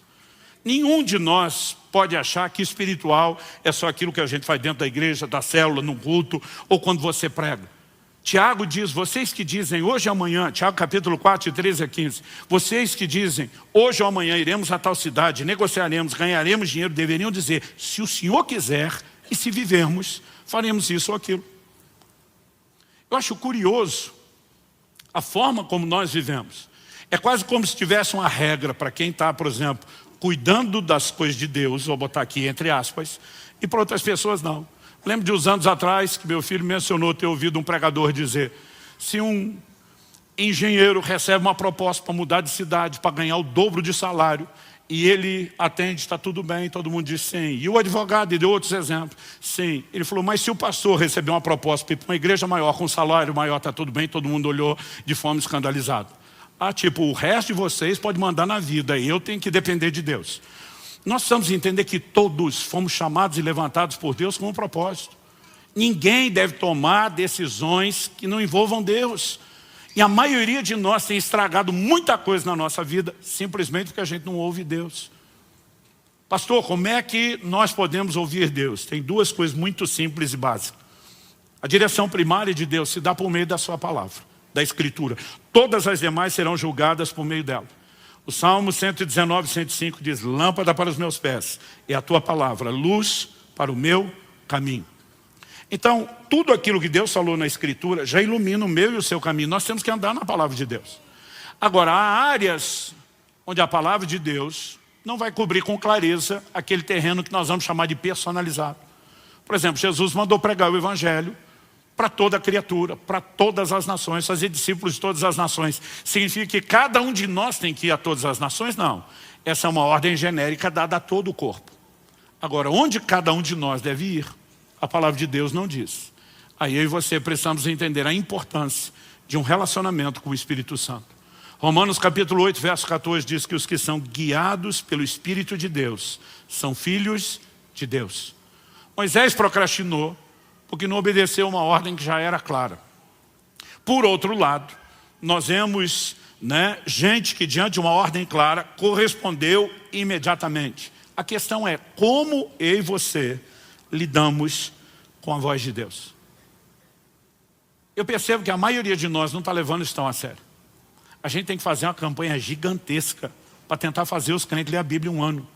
Gente, isso é o mínimo do mínimo do mínimo. E ainda assim dá um trabalho, porque a maioria não lê a Bíblia. Porque de alguma forma, alguns simplesmente estão olhando e pensando, não, eu não tenho que saber todo esse credo doutrinário. Não, é muito mais do que isso. Você precisa entender que sua vida agora é guiada e regida pelos princípios e valores que Deus estabeleceu. Como é que você toma as decisões de uma vida inteira para tentar aprender o que tinha que ter decidido só quando chega no final da vida? Então, se nós entendermos que relacionar com a voz de Deus é crucial e que começa primeiramente pela palavra, isso tem que ocupar um lugar especial na minha e na sua vida. Eu li uma matéria, uma reportagem há uns anos atrás, que dizia, entra ano, sai ano, mas uma das coisas que ainda continua encabeçando as listas de resoluções do ano novo é sair do vermelho e emagrecer. Eu não quero que você tire isso da sua lista. São coisas importantes, mas eu sugiro que você coloque uma coisa em primeiro lugar: ouvir a Deus. Gastar tempo com a palavra de Deus, ler, meditar, estudar a palavra de Deus. Deus diz para Josué, se você tomar o cuidado de não apenas meditar, mas confessar a palavra, praticar, andar nela, você vai ser bem sucedido em todas as coisas. Sabe, esse negócio de que tem que estudar a Bíblia só quem prega, é muito equivocado. Nós vamos entender que a receita para a prosperidade, o que quer que tenhamos sido chamados para fazer, vem da palavra de Deus, que é uma família próspera. Você precisa andar e decidir tudo da sua vida em família baseado na palavra de Deus. Que é um negócio, uma profissão ou cumprimento do seu propósito próspero. Porque prosperar é cumprir o propósito. A gente precisa parar nesses dias de comparação, de ficar olhando para o outro, medindo força, querendo ser mais do que o outro. Eu não tenho que ser o que o outro é. Eu tenho que ser o que Deus me chamou para ser. E você também. Agora, se eu e você começamos a botar uma régua baseada no que a gente olha para os outros, ou tentando imitar o que o outro ouviu de Deus, nós nunca vamos fazer aquilo que Deus nos pediu. Então nós precisamos de tempo com a palavra. E nós precisamos de uma vida de oração, onde buscando ao Senhor haja clareza para todos os propósitos e para todos os projetos que Ele tem para a nossa vida. Porque se a voz de Deus for clara, eu e você vamos poder nos posicionar e agir em cima disso. Repito, agir imediatamente não significa fazer tudo de uma vez. Algumas coisas que nós somos chamados, que eu vou repetir, são projetos de longo prazo. A gente não pode olhar para algumas coisas como, esse ano eu vou dar um gás na criação do filho e no outro eu estou liberado. Não, até que eles cresçam, você está envolvido nesse projeto. Nós podemos falar de coisas que envolvem uma vida inteira. Sua profissão, o seu trabalho, estações, o próprio ministério tem estágios, estações diferentes. E nós precisamos viver em contínua dependência de Deus. Agora, a partir do momento que eu e você temos clareza daquilo que Deus falou, nós precisamos parar de protelar aquilo que deveria ser feito. Porque, infelizmente, muitos de nós poderíamos estar enriquecendo o mundo, enriquecendo a vida de muita gente, não só espiritualmente, mesmo no âmbito natural. E temos jogado fora muitas dessas coisas, porque não acreditamos no que Deus falou. Ou não temos certeza que Deus falou. Outro dia um falou, é que eu não tenho certeza que Deus falou. Eu falei, então vá buscá-lo até ter certeza. Porque o que você não pode é passar uma vida inteira perguntando, ele falou ou não falou, porque um dia você vai ser cobrado por ele. Então nós precisamos levar essas coisas mais a sério.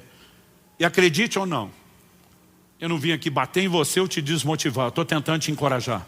Que 2024 seja um ano de realizações.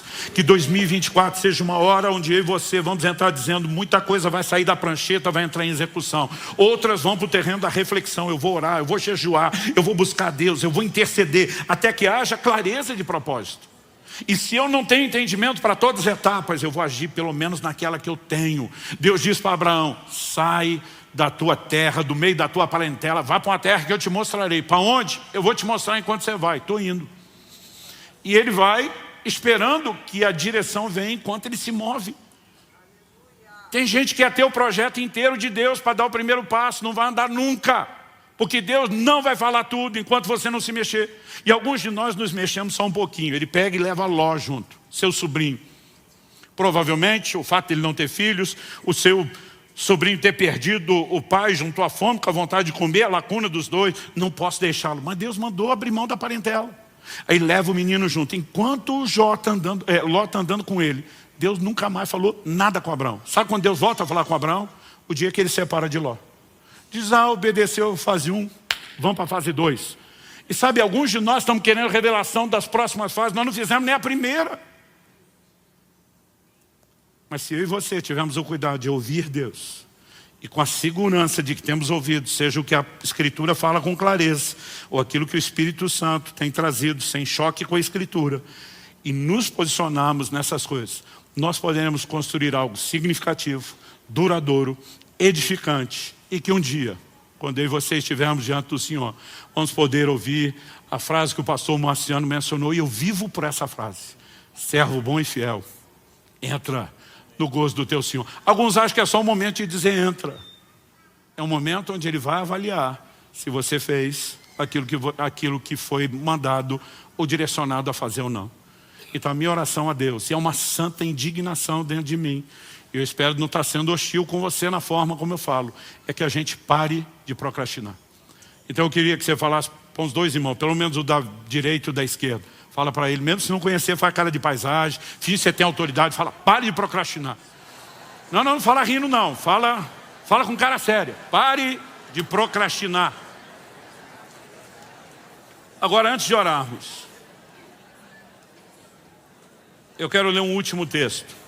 Eclesiastes capítulo 12, verso 1 diz: lembre-se do seu Criador, nos dias da sua mocidade, antes que venham os dias maus e cheguem os anos em que você dirá, não tenho neles prazer. Há muita gente deixando Deus entrar só no final da vida. A Bíblia diz, lembra do teu Criador nos dias da sua mocidade, bota ele para dentro o mais rápido possível, porque vai chegar um momento onde mesmo que ele entre, você vai se arrepender profundamente pelo fato de tê-lo deixado entrar só no fim.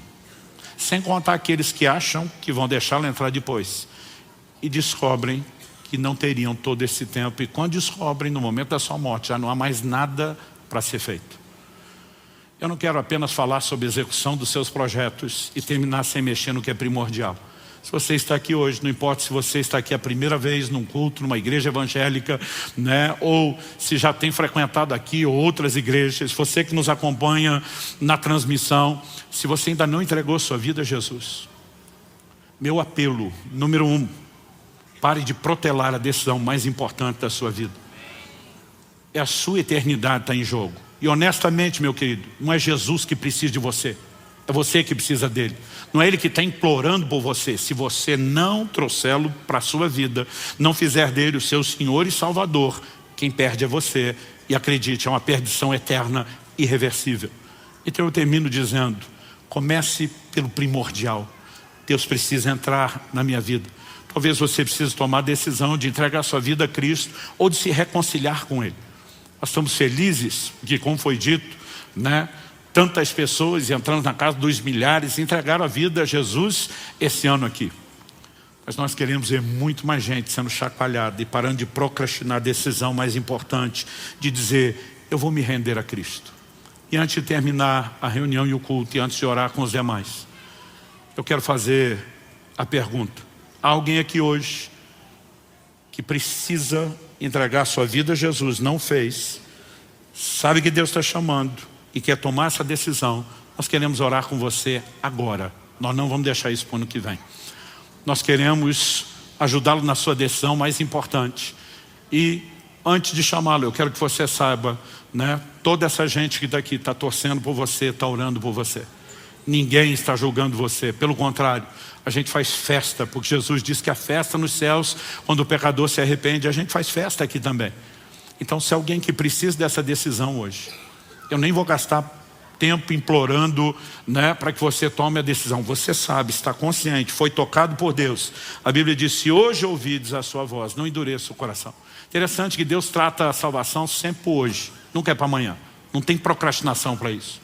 Hoje é o dia aceitável, hoje é o tempo da salvação. Se hoje ouvides a sua voz.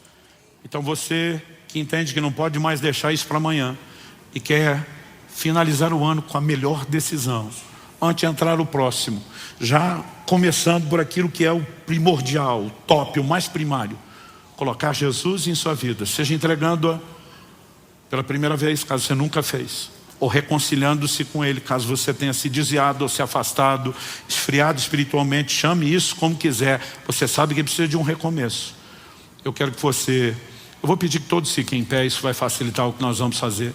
Eu quero que você saia o mais rápido possível do seu lugar e venha aqui para frente agora.